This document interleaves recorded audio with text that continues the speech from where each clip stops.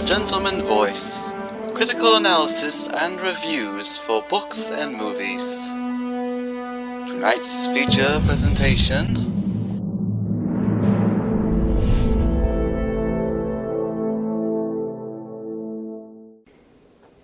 Greetings and good day. I am the Gentleman, and this is the Gentleman Voice Book Review. Now, as you may have been able to tell by my overly long Memories of Light review, I am a very avid reader of fantasy. I love fantasy fiction. It is amazing. And because of that, I said then that the Memories of Light series, The Wheel of Time, was one of my all-time favorite fantasy series. I'm about to tell you about the first book that is my favorite of all fantasy series. And that is high praise coming from myself. So, without further ado, let's begin talking about Jennifer Roberson's Sword Dancer. Sword Dancer is a novel that is unlike any because it is like many, but it changes the formula of fantasy. And the best way to show that is to start by talking about the characters. The first character is the person who is the narrator, Tiger. Tiger, he is not the naive youth that you would expect from a fantasy novel. Usually fantasy novels begin with the naive youth who knows nothing about the world, and then he travels and he learns. Not this time. Tiger is already an established person. He knows about the world. He's 30-something, I'm guessing. But he's experienced, he's likable because he has that experience, and he's got a great narrating voice. But I'll talk about the narration a little bit later. And he is flawed. He is flawed just like every character ought to be, because he is slightly chauvinistic. And that ties into the culture about where he's from. Okay, heads up, because I really love this series a lot, there might be a lot of, it seems like hyperbole, but it's just really how I feel about the book. It is that good. But that's who Tiger is. He's the slightly chauvinistic, he's a sword fighter, and sword dancer, actually, as they're called in the novel, which is why it's called Sword Dancer. But he is one of the best sword dancers in the place called the South.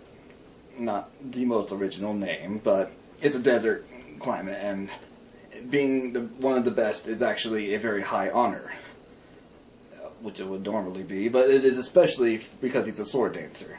But his story arc begins when he meets another character who comes down to hire him, and her name is Dell. And she's from an area called, another not so amazing name, but the North. And it's a snowy, mountainy area, but she obviously does not belong in the southern area because she is fair-skinned, she's got blonde hair, and this is a desert, sort of like the Sahara.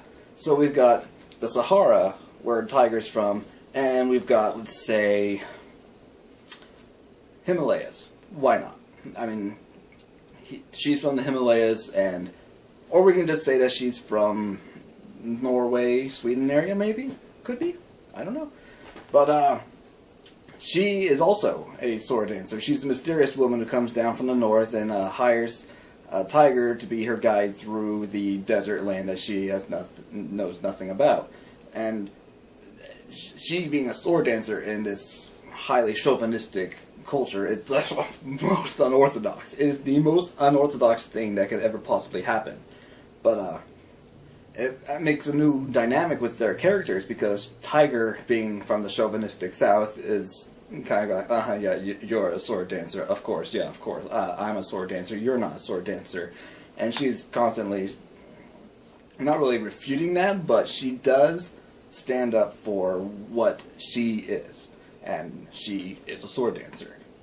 But on from the characters, because those are the two main characters, and the other ones are more side characters that not too integral to the story, but are integral. So this book takes place entirely in the desert, the South, and particularly also the Punjab, which is essentially the worst kind of desert imaginable, with so much salt crystals that just refract the heat up and make it even worse. And they do a great job describing that. I think it's about chapter 4 or 5.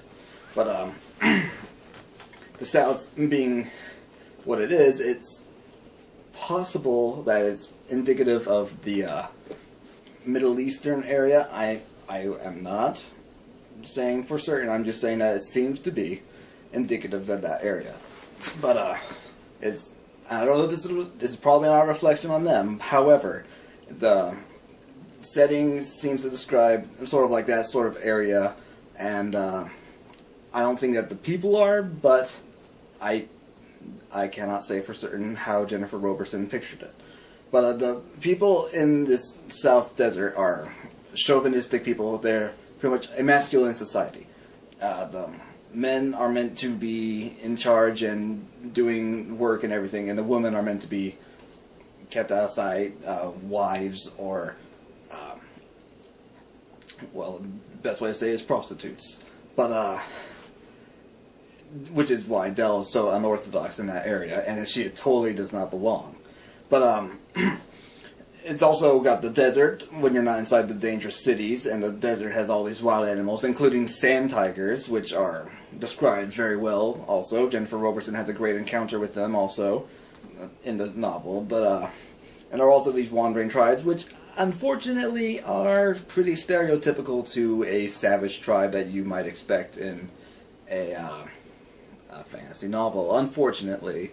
But they play a periphery role. They're not too important, and they are not quite as stereotypical as they could have been made out to be. But, well, now that we talked about setting and characters, let's talk about the plot. The storyline is basically Dell is looking for her brother who was sold into slavery. That's it. It's a simplistic plot. It's a great plot, actually, because it has the adventure where you're wandering and then you meet these characters and you have to make decisions about where you go next. And it works very well. And that is one of the reasons why this novel is so great. It's not that big. It's only, I think it's 286 pages.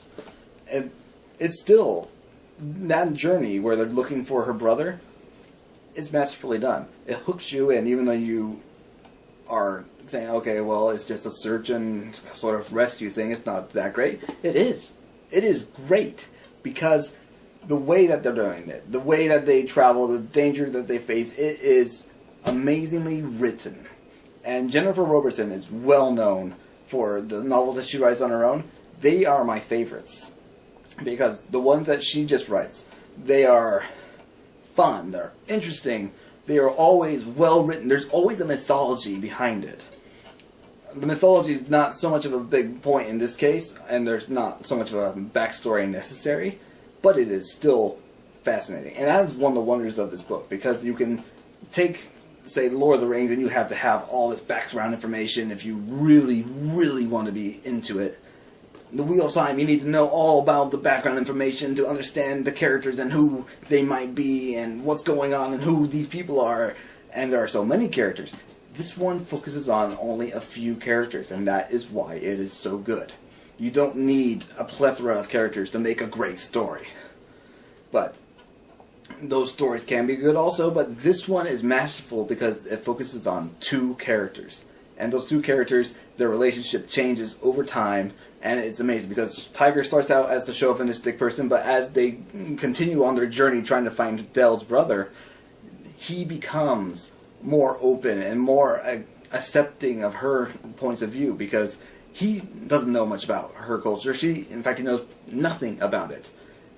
And she barely knows anything except that the South people are chauvinistic. And they have to learn to work together and accept each other, and they grow together. And it is great seeing how they go from sort of, well, him pretty much just wanting to sleep with her, and her being very standoffish, and them warming to each other and just being the greatest friends. It is well done. Another great thing about the book is the magic system. It's not really a system. You've got these swords from the north that have the souls of whoever was last killed in them or something like that. It's a little bit confusing how it's explained here. If I remember correctly, the next book, which is called Sword Singer, they explain it a lot better, and it makes a lot more sense in that sense. But it's another facet of this fantasy world where there's usually some sort of magic. and the magic can be overblown and used a lot and made into something that's not that special anymore. It's special here because there is magic, and especially with the swords, it is so connected with the character, and it works on many levels. Because by just bringing it in once in a while and making it a very select few and something outlandish especially that has that magic, it makes it that much more special. So when the reader's reading about it, it's more mysterious, it's more interesting. It is just really well done. Jennifer Roberson knows exactly how to do this kind of thing. And another way in which that this book is really good is when they're describing the actual sword dance, the sword fighting. And while I prefer to have scenes that are more intricately explained and they give more of a play-by-play of the fighting, which rarely ever exists, I know. But this one, the way that it flows, it works. Even though it glosses over a lot of the details of the fight, you can still get a picture of the dance, and it is masterfully done the way that she does. I know I've used that word a lot now, but there's really not much else I can say except for this book itself is masterful. And I really, really highly recommend it to anyone who loves fantasy or thinks that they may want to get started on the fantasy genre. Find this book, because this is the book that will show you how great fantasy is written. And I don't think I can praise it more than that. And maybe I'll go into the other books later, but for now, I'll leave you with this. And that's The Gentleman's Voice. Thank you for watching, and I'll see you next month. Cheerio. Farewell.